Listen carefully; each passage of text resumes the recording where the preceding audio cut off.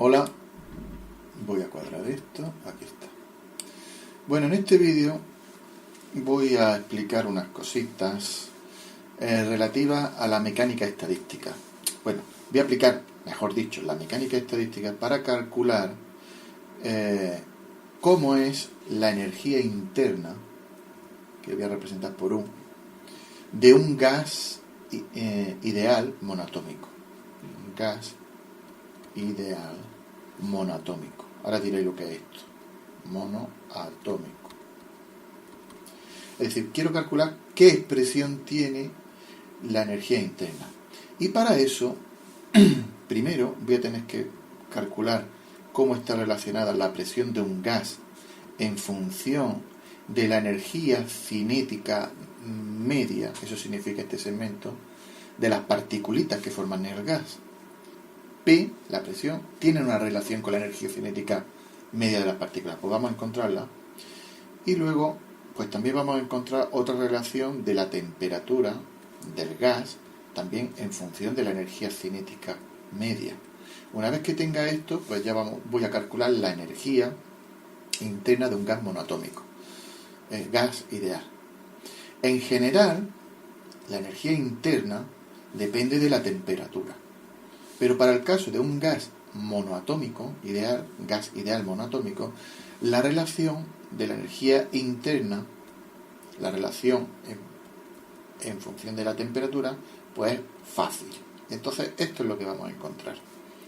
¿Qué expresión tiene la energía que tiene dentro, la energía interna, un gas de este tipo?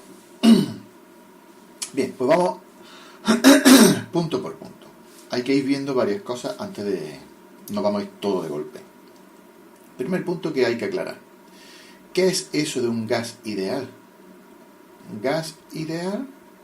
Pues vamos a considerar que un gas es ideal si la fuerza entre las particulitas es despreciable. Es decir, estas particulitas se atraerán entre sí normalmente.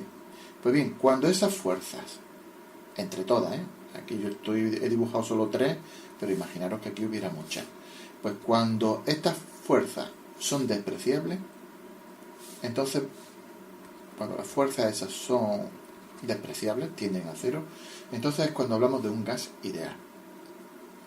Y esto de monoatómico, pues significa que las particulitas están formadas de un átomo solo, que no son diatómicas ni triatómicas, porque se complica un poco. Para el caso de que fuese, por ejemplo, diatómico, las particulitas estas se van a trasladar a la vez que pueden ir girando, y hay que tener en cuenta el giro de las moléculas.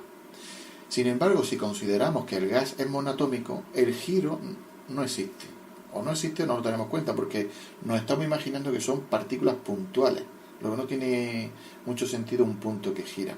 Luego estas partículas solamente se están moviendo. Esta se moverá para allá con una velocidad 1. Esta se moverá, bueno, no va a dar la casualidad. Esta se moverá para acá con velocidad 2. Esta para acá con velocidad 3. Y esta con velocidad, la pongo para otro lado, 4 en general. ¿De acuerdo? Bien. Aquí, cuando consideramos un gas metido en un recipiente, ahí hay del orden de quintillones de átomos de estos. Luego no podemos estar considerando la velocidad de cada una de las partículas, sino que vamos a trabajar con velocidades medias de las partículas. Sin embargo, la masa, como es toda una sustancia, la masa de cada partícula es la misma, m. La voy a llamar m, porque es la misma sustancia, luego tiene las mismas partículas. En general, como estaba diciendo, cada partícula tiene una velocidad, pero en media nosotros vamos a hablar de la velocidad media de las partículas. Una particulita, si yo por ejemplo me fijo en la partícula, voy a subir aquí, si yo me fijo en la partícula 1, su velocidad es un vector y será igual a la componente a la componente x de la partícula 1 más la componente y de la partícula 1 más la componente z de la 1. Y el módulo de el módulo de esa velocidad, si lo pongo al cuadrado, es más fácil, ya no me aparecen raíces, pues será igual al módulo de la componente x más el módulo al cuadrado de la componente y de la 1 más el módulo de la componente z de la 1 al cuadrado. Bien, si vamos a hablar de velocidades medias, esto es lo de la partícula 1, pero en general, para todas las partículas,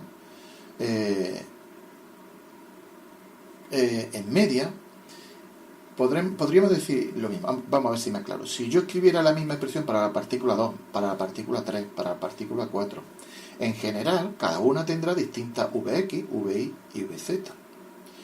Pero, si sumamos todas las Vx de todas las partículas y dividimos por el número de partículas que hay, me sale la media de la velocidad de x de las partículas.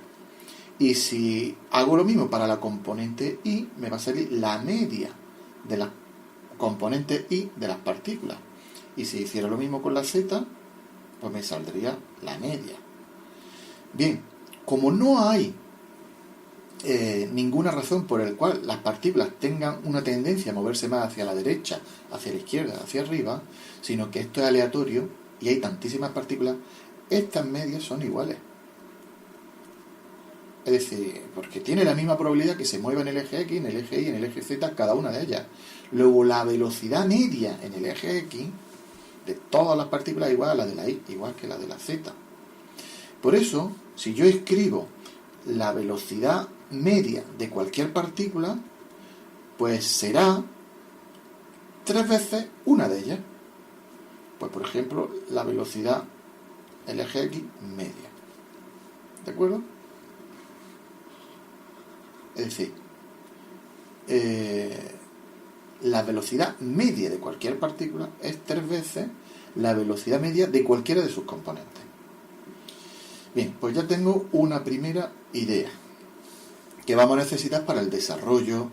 Yo podría empezar a hacer cuentas, pero al final me iba a necesitar esto. Primero quiero razonarlo y luego ya lo utilizaremos. Bueno, aquí he puesto un guioncito.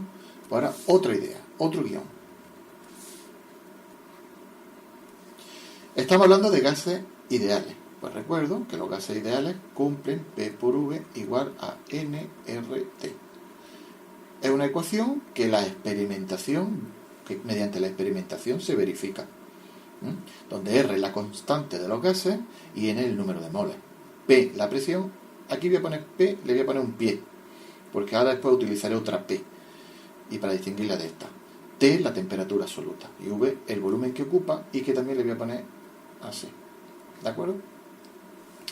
Recuerdo que el número de moles es igual al número de partículas dividido por el número de Avogadro. El número de Avogadro es el número de partículas de un mol. Luego, si yo el número de partículas lo divido entre el número de partículas de un mol, me sale cuántos moles tengo. Y recuerdo que el número de Avogadro es aproximadamente 6,022 por 10 elevado a 23 partículas. Esto sería partículas que tiene cada mol. ¿De acuerdo? Bien, pues ya tenemos otra idea que vamos a necesitar. Otra, tercera. Momento lineal. ¿Qué es el momento lineal? Que también se llama cantidad de movimiento. Pues es una magnitud, y es una magnitud muy útil.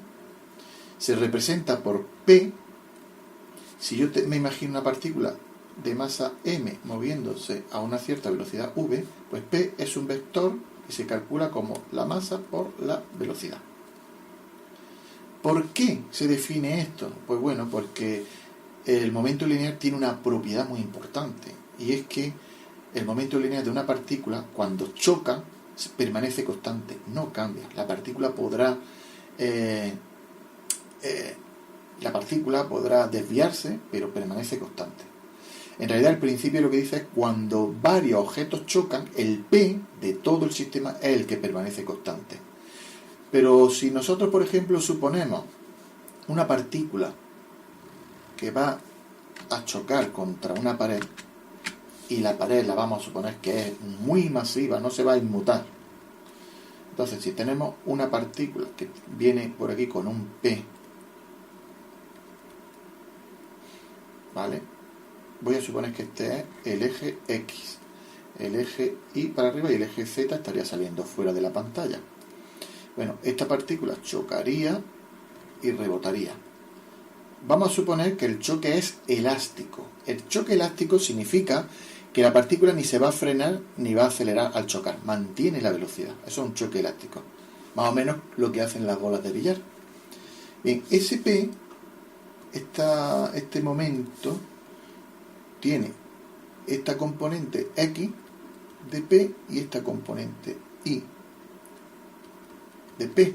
Al componente 2 me sale esto. Pues bien, esta partícula cuando choque, si esto es muy masivo y no se entera del golpe, entonces el P con el que sale la partícula cuando rebote tiene el mismo módulo, no cambia. El módulo de esto no cambia, P constante. Esta partícula que tiene el P para acá significa que va a tener un P sub I y un P sub X, tal que me vuelva a dar el mismo P en módulo que no cambie. Este es el P. ¿Vale? Lo llamo prima porque no es exactamente el mismo vector. Este va y este viene, pero tienen el mismo módulo, ¿eh? P y P' tienen el mismo módulo. Bien, de este dibujito estamos viendo que cuando una partícula choca aquí en una pared que está en la dirección del eje X, el P sub I no cambia. Y el P sub I, no cambia. Y el P sub X sí cambia. Luego, el cambio que experimenta P, la componente I, no cambia. Lo mismo ocurriría si se tuviera una componente en Z, si saliera o entrara del monitor, no cambia. Pero sí hay un cambio en la componente X. ¿Cuánto cambia? Pues, si esto fuese un 3, este sería un menos 3, sería 3 menos 3. Pues 3 más 3, 6. Es 2 veces P sub X. Ese es el cambio que experimenta. El momento en la dirección X, en el choque, en la partícula.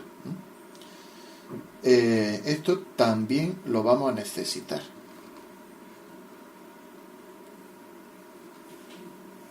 Bien. A ver, que estoy pensando una cosita. Si se me queda algo en el tintero. Vale. Otra idea que hay que tener en cuenta. Otro guión. La segunda ley de Newton dice que la fuerza igual a masa por la aceleración, como vectores, pero como módulos también.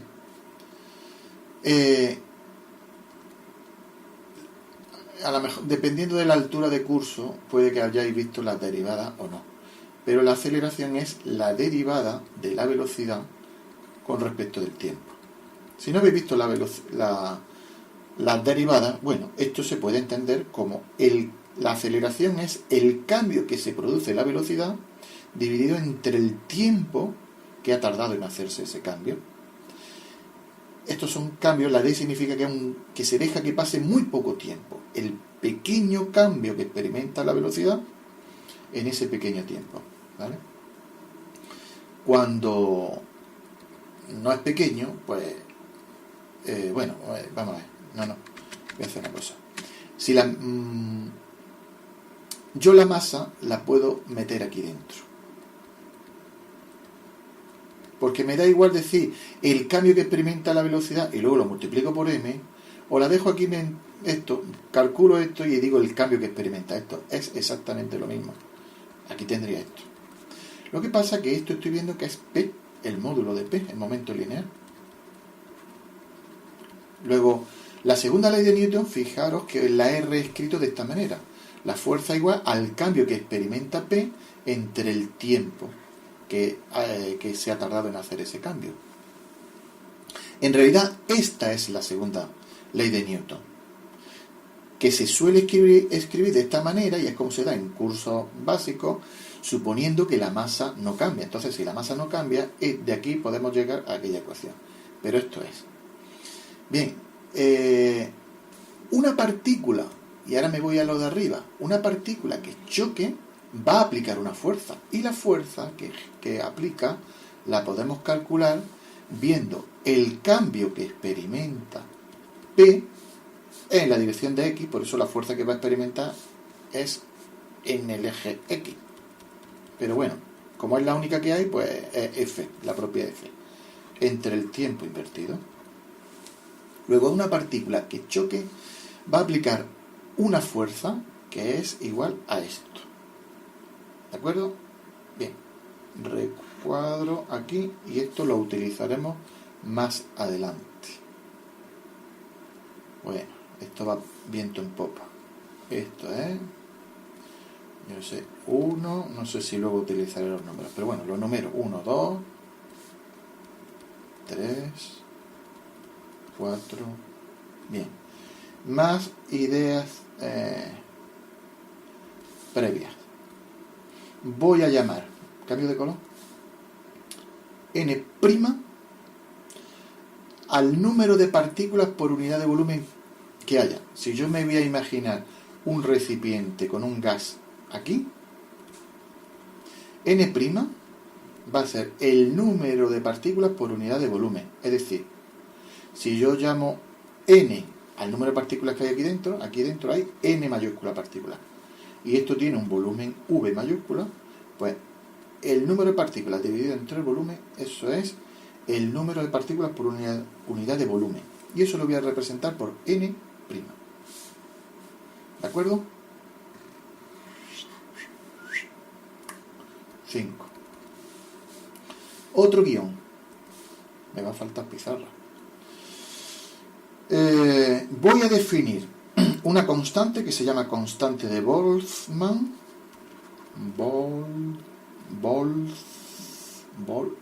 ¿Cómo se escribe? Boltzmann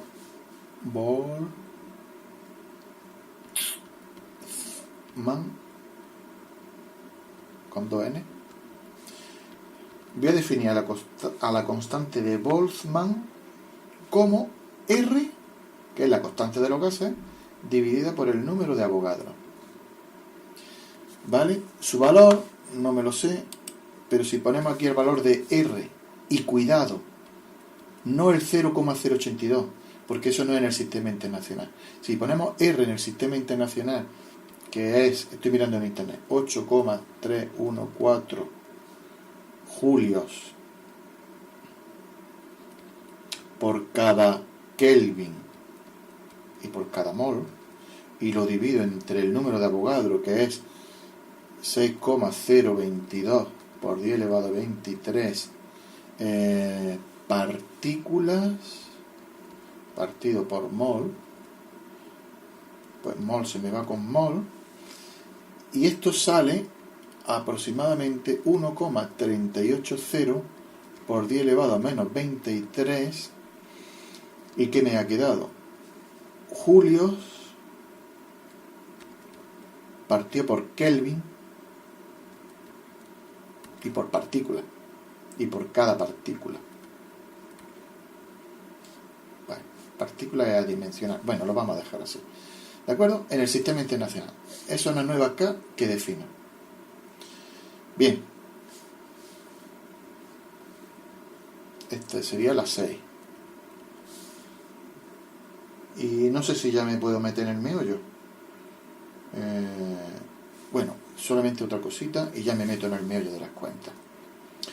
En nuestro cálculo que vamos a hacer, vamos a suponer que tenemos un depósito cilíndrico donde va a haber un gas ideal. Va a haber un émbolo que se puede desplazar sin rozamiento. El gas está aquí, las partículas se mueven, y vamos a suponer que, claro, las partículas chocan y empujan el émbolo hacia la derecha. Eso es la presión. La presión de un gas no es ni más ni menos es debida ni más ni menos que a los choques de las partículas contra las paredes del recipiente. Estas paredes son rígidas, pues bueno, ejerce una presión pero no pasa nada. Pero si aquí tenemos un émbolo sin rozamiento, este émbolo va a tener tendencia a moverse hacia la derecha. Luego, si queremos que no se mueva, nosotros tendremos que estar aplicando aquí una fuerza F para mantenerlo quieto. Por lo tanto, deducimos que las propias partículas están ejerciendo una fuerza igual de grande en módulo que esta hacia la derecha, debido a los choques, pero debido a la presión del gas. Luego, la presión del gas ejerce una fuerza hacia la derecha que nosotros tendremos que compensar. Este émbolo vamos a suponer que tiene una superficie S mayúscula. Y recuerdo que la presión se define como la fuerza que se ejerce, que está ejerciendo el gas, repartida entre toda la superficie. 7. Bien, pues allá vamos. Guión. Bien, pues vamos a imaginarnos esta situación. Es decir, tenemos un recipiente, tenemos el émbolo y nos preguntamos, cuando pase un tiempo, un cierto tiempo que voy a representar por delta de t, 1 segundo, 2 segundos, medio segundo, una décima, lo que quiero, lo que sea, eso lo represento aquí. ¿Cuántas partículas habrán chocado aquí para transmitirle la fuerza? Pues bien, vamos a suponer que las partículas, claro, unas se moverán más rápido, otras más lento, pero tenemos que trabajar en media. Vamos a suponer que las partículas, es decir, en realidad tienen cada una su velocidad, pero vamos a imaginarnos que que todas se mueven iguales y todas se mueven en módulo a la velocidad media, es decir, a esta velocidad que habíamos calculado. Que habíamos dicho aquí. Todos se van a mover a la misma velocidad media. ¿De acuerdo? Eso significa la media. Si uno se come un pollo y otro ninguno, la media es que cada uno se ha comido medio pollo. Pues aquí con las velocidades, unos irán más rápido, otros más lento, pero en media todos tienen la misma velocidad media. Bien, pues aquí habrá una particulita, si yo me fijo la componente X, solamente tendrá componente Y y componente Z, pero me da igual, porque nosotros vamos a trabajar que este es el eje X. Luego me interesa la componente X de la velocidad media. Entonces, este tiene una velocidad media que es suficiente para que en ese tiempo, ¡pum!, choque y rebote. Aquí habrá otra particulita que le da tiempo también a chocar en ese tiempo y le da tiempo a rebotar menos. Lo que tengo que buscar es qué partícula es la más lejana que le da tiempo a chocar justo, sin llegar a rebotar. Esta es la más lejana que puede rebotar en este tiempo. Bien, si yo me imagino, si esta es la más lejana, pues aquí trazo la frontera. Y lo que tengo aquí es un volumen, y las partículas que están aquí moviéndose para la derecha son las que van a chocar. Vamos a ver cuántas partículas hay ahí chocando, que dan tiempo a que choque en ese instante de tiempo. Pues bien, a ver cómo lo digo. Habíamos definido el número de partículas por unidad de volumen como el número de partículas totales que hay en todo el volumen entre el volumen total, ¿vale? Aquí voy a poner total y total. Pero esto también se cumple en cualquier trozo que yo coja, en cualquier volumen.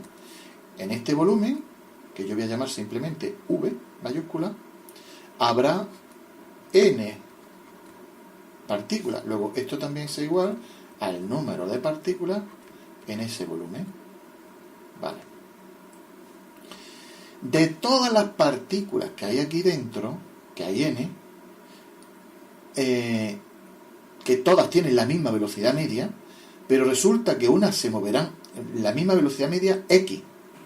Resulta que unas se moverán para la derecha y otras para la izquierda. Y estadísticamente la mitad se moverán para la derecha y la mitad se moverán para la izquierda. Luego, si yo quiero calcular el número de partículas que chocan en ese instante de tiempo, pues yo tendría que decir, son las que hay en este volumen dividido entre 2, son la mitad de las que hay en este volumen, porque unas van para la derecha y otras para la izquierda.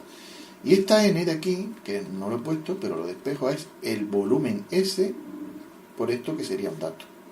Luego lo reescribo. Esto sería el número de partículas por unidad de volumen, por ese volumen, partido por 2. Y ese es el número de partículas que van a chocar en ese instante de tiempo. Bien, ¿cuánto es este volumen?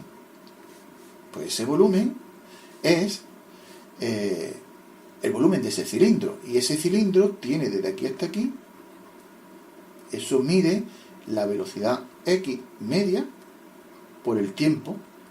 Ese es el espacio que le ha dado tiempo a recorrer. Esta partícula es la más extrema, la que justamente choca. Luego un cilindro que tiene esta longitud y el área del émbolo, que lo hemos llamado S.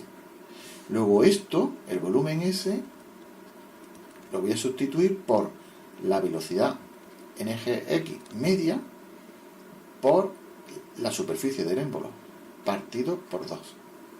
Luego este es el número de partículas que chocan. Bien, cada partícula que choque va a tener un cambio en su momento. Por ejemplo, la partícula 1, lo hemos visto antes, el cambio que experimenta la componente X del momento lineal de la partícula 1, hemos dicho que es 2 veces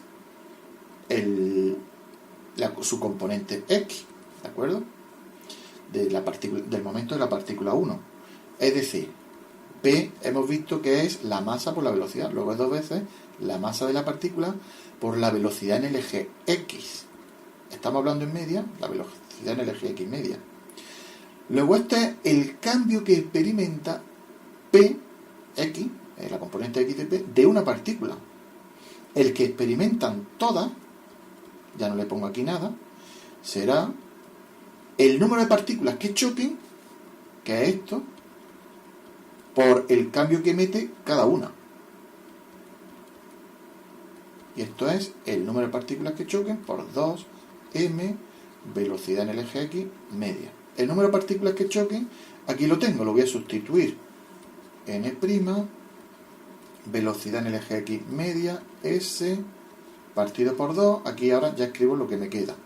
2m, velocidad x media. Este 2 se me va con este 2, y aquí esta velocidad x media con esta velocidad x media me sale al cuadrado. Luego esto me queda n', m, s, velocidad x media al cuadrado, que en este caso es lo mismo que velocidad x al cuadrado media. Es lo mismo, en este caso. Bien, luego, ese es el P de todo el sistema que choca en ese instante de tiempo. Pues bien, ¿qué fuerza ejerce? Pues hemos visto que la fuerza que va a ejercer, aquí lo tenemos. Aunque no lo haya puesto aquí, pero esto es la componente X del P.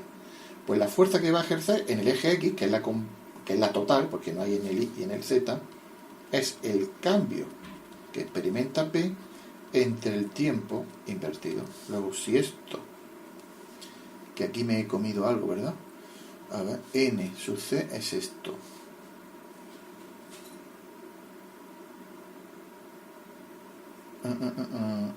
Dejadme que vea un momento. El volumen. Aquí tengo el volumen, es V, aquí se me había olvidado el incremento de tiempo. Es decir, lo que mide una de las aristas, esto, por la superficie. Luego aquí me faltaba esto, n sub c, luego aquí, n sub c, aquí me faltaba. ¿De acuerdo? Y aquí me falta. Que ahora se me va a ir, porque tengo que dividir precisamente entre eso.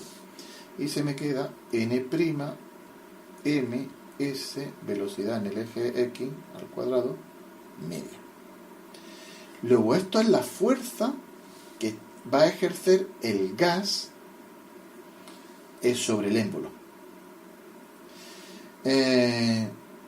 Vamos a ver. Aquí lo único que voy a hacer es, ahora, yo no quiero la fuerza, sino la presión. La presión, que ahora la represento así, es la fuerza por unidad de superficie. Luego si yo cojo esto y lo divido entre S, se me va esa S y se me queda N, M, velocidad X al cuadrado. Bien, pues he encontrado la expresión de la presión de un gas en función de la masa, del número de partículas por unidad de volumen y de la media de la velocidad en el eje X. Pero esto es un poco feo porque he supuesto que el émbolo tenía una orientación, porque el cilindro tenía una orientación en el eje X. Esto es conveniente ponerlo en función de la velocidad total de la partícula. Entonces me vengo aquí, ¿dónde está? Aquí, y voy a sustituir la v sub x media. Esto está mal. Voy a hacer una pausa, porque aquí creo veo algo raro. Ya he visto que es lo raro. Es decir, esto me vuelvo a lo que cuando expliqué esto. Esto es verdad. ¿De acuerdo? Pero esto no, esto está mal. Es decir, aquí lo que... Fijaros, si las componentes tienen la misma media, al cuadrado también. Y entonces ahora, de esta ecuación, v cuadrado, ahora sí es la suma de los cuadrados. Pues 3 veces el cuadrado de una de ellas. Ahora sí, perdonad que me equivoqué aquí. Bien, ahora si yo despejo esto, es 1/3 de la velocidad al cuadrado media. Y eso lo voy a sustituir aquí abajo. Voy a cambiar ya sigo con este color, digo esto y me sale 1/3 de la velocidad total. Ya no me fijo en si en el eje X, en el eje Y, en el eje Z. Ya está, lo escribo así. Solamente voy a hacer lo siguiente. Como que la velocidad no mola tenerlo aquí, entonces vamos a utilizar la energía cinética. La energía cinética de una partícula es un medio de la masa por su velocidad al cuadrado. Y si quiero hablar de energía cinética media, hago la media de esto. ¿Vale? Luego yo de aquí, la velocidad. Esto es 2 veces la energía cinética media partido por m. Y esto lo meto aquí. Entonces se me queda n', m, 1/3, y ahora tengo 2 energía cinética media partido por m. Esta m con esta m se me va. ¿Y qué me queda? Cambio de color. Que la presión es igual a 2/3 de n', que es el número de partículas por unidad de volumen, por la energía cinética media. Y este es el resultado que íbamos buscando. Es decir, la presión que ejerce un gas ideal es directamente proporcional a la energía cinética media de las partículas, obedeciendo donde la constante de proporcionalidad es 2/3 del número de partículas por unidad de volumen. Resultado importante. Bien, pues ya lo hemos calculado. Simplemente, ahora dije que también iba a calcular la temperatura, pero eso ya se hace muy fácil. ¿Qué hacemos? Pues mirad, si yo me acuerdo que un gas ideal cumple que P por V igual a nRT, donde cuidado, esta N no es la N', no es el número de partículas por unidad de volumen, sino que esta N es el número de moles. Es decir, es... ¿me conviene cambiarlo o no? No, lo voy a dejar así. Bien, pues entonces, bueno, si yo despejo de aquí la P, es nRT partido por V. Entonces, por un lado, la presión cumple esto de un gas ideal, y por otro lado, esto, pues yo puedo igualar. Igualando las dos P, pues digo, a ver qué me interesa. Venga, escribo primero esto. 2/3 de n' por la energía cinética media es igual a nRT partido por V. Voy a despejar la energía cinética media. La energía cinética media es el 3, me lo llevo arriba, el 2 abajo, y la n' abajo. Entonces se me queda nRT partido por n' y v. El número de moles, sí, lo tenía que haber desarrollado. Bien, bueno, lo hago ahora. El número de moles lo pusimos antes, que es el número total de partículas dividido por el número de Avogadro. ¿De acuerdo? El número de moles que hay es el número total de partículas entre el número de Avogadro. Aquí tengo R, T, el N' y el V. Bien. Y habíamos dicho antes que R partido por el número de Avogadro, eso es la constante de Boltzmann. Luego esto es la constante de Boltzmann. Luego se me queda 3 medios, la constante de Boltzmann. Aquí tengo N, T, N' y V. Pues vamos a ver. N', ¿qué es? N' es el número de partículas por unidad de volumen. Es decir, el número de partículas por unidad de volumen es N'. Resulta que esto es N'. Luego tengo una N' arriba y una N' abajo.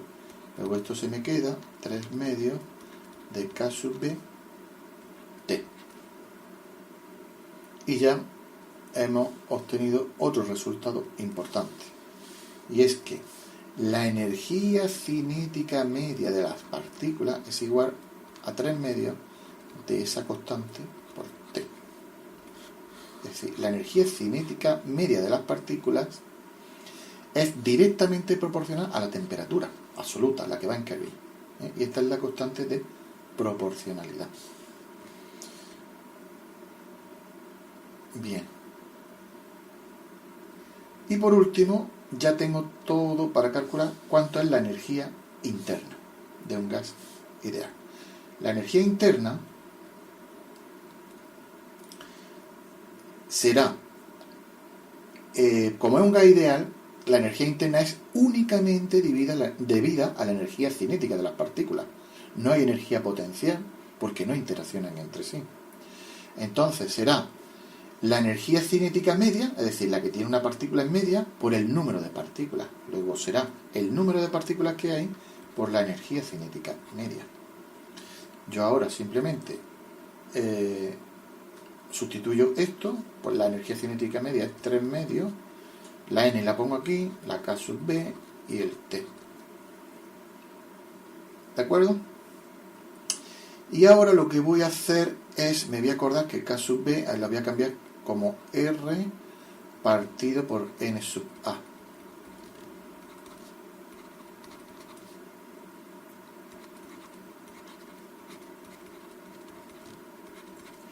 Y N, el número de partículas entre el número de Avogadro, ese es el número de moles.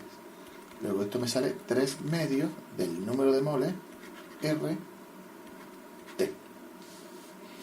Y este es el resultado que yo quería alcanzar. Es decir, la energía interna de un gas ideal monoatómico es 3 medios de nRT. Luego es directamente proporcional a la temperatura. Y todo esto es la constante de proporcionalidad. Esta es la constante de los gases y este es el número de moles que hay. ¿De acuerdo? Y el 3 medios. Muy bien. Bueno, pues esto es lo que quería contar. No me queda ahora ya en plano. Pues bien, muchas gracias. Hasta luego.